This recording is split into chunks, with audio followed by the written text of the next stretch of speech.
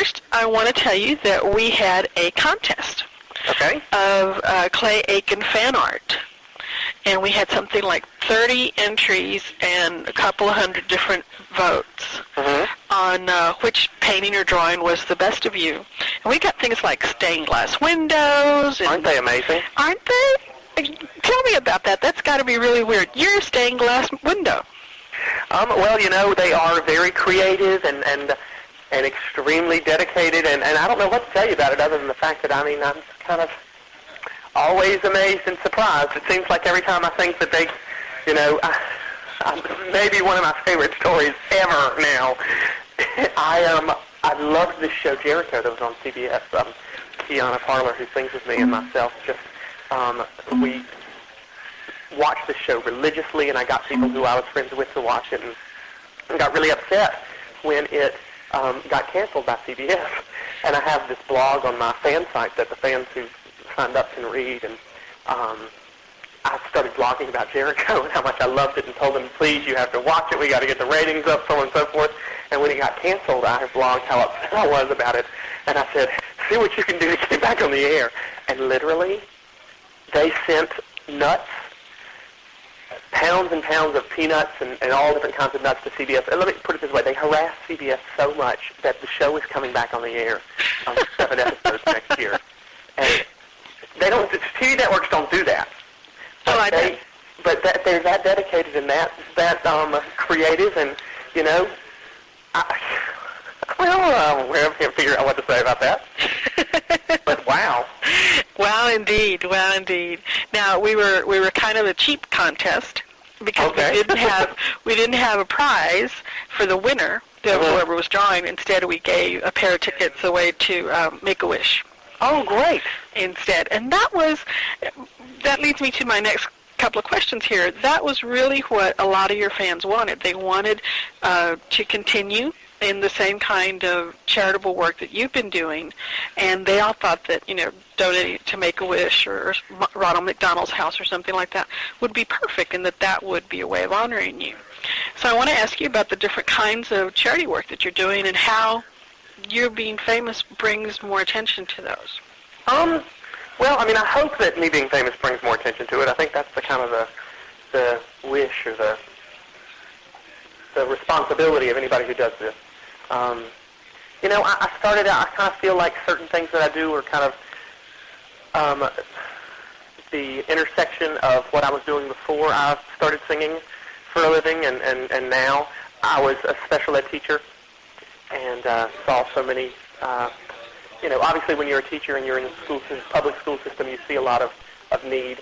And when I started singing, I've continued to talk to people who I worked with before, and of course many of my friends are still teachers, and I hear those stories and hear them talk about their kids, and I get very jealous and so on and so forth, because I want my own class, and I want to, you know, be a part of that.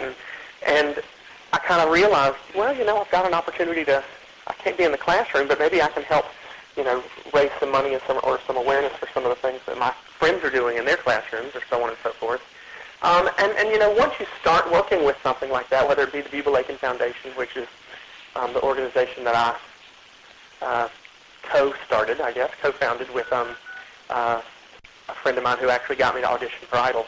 And then you're working with kids with disabilities, and you see that type of benefit for children with disabilities when they're included with kids without disabilities, and they get to participate in summer camps that normally they wouldn't get to. Or whether I go with UNICEF to Afghanistan or Uganda and see the need for things like that. It's kind of hard to go to a place. It's kind of hard to look at a program like what Buble Aiken runs and not see the benefit and not get excited about these kids being able to have these opportunities. And at the same time, it's also kind of hard to go to Afghanistan or Uganda or Indonesia and not see the need. And when you see that, I think it's automatic. I don't know that it's necessarily, it's definitely not that I'm a better person. It's just that you've got to be open to those types of, you've got to be open to allow yourself to see that type of need. And once you see it, you really can't help but do something about it. Right. And now your foundation does a scope of things, or just the sponsoring of the camps? I'm sorry, ask that question? Your foundation? It does Did you say scope? Yes. Is there a scope of different things Okay, that it thank you. I was like, what? Like my breath smell? No, we do sponsor camps that include kids with disabilities with their non-disabled peers. That's a major part of what we do. But we also have awareness programs. We sponsor or have in the past worked with Youth Service America, which gives out grants to kids who do community service projects, and we give special grants out to kids with disabilities to do community service projects, so that we can kind of change this perception that kids with disabilities have to be served, and say that they can serve as well. They're a valuable part of their community. And we do summer camps. We do awareness programs. We have curriculum that we're working on with a number of different groups to kind of raise. It's very much an awareness program, but whether it be summer camps, whether we sponsor summer camps or give grants out to programs that are already doing it, we also have, like I said, a curriculum where we're training camps that are already in, acting, YMCA camps and so on and so forth, training them how to include kids with disabilities into their own programs, so that we don't always have to give money. We can give expertise sometimes and train people on how to make those programs work. Now, bringing attention to those kinds of things, especially issues like Afghanistan, is a result of the fact that you're so famous, and that you draw a lot of attention to that. But I wonder about fame, and especially in a case like yours, where it literally was from one minute to the next.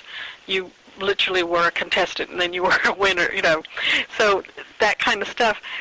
I wonder how fame has affected you, if it's been what you expected, or if it's been crazier, or... Well, I think if you live in Raleigh, North Carolina, your whole life, you are going to automatically... Well, I've realized, let me put it this way, I've realized that you have a very skewed view of what fame is, I think that people where I'm from are still living back in the 40s and 50s to some extent, thinking fame is this, that, or the other. You think of the great starlets of the 40s and 50s, and it was all glamour and parties and limousines and so on and so forth. And it's absolutely not. Right now, I'm standing in a friend of mine's townhouse in L.A. in my pajamas, walking around in circles, talking to you, and I may change out of my pajamas today. I'm not sure.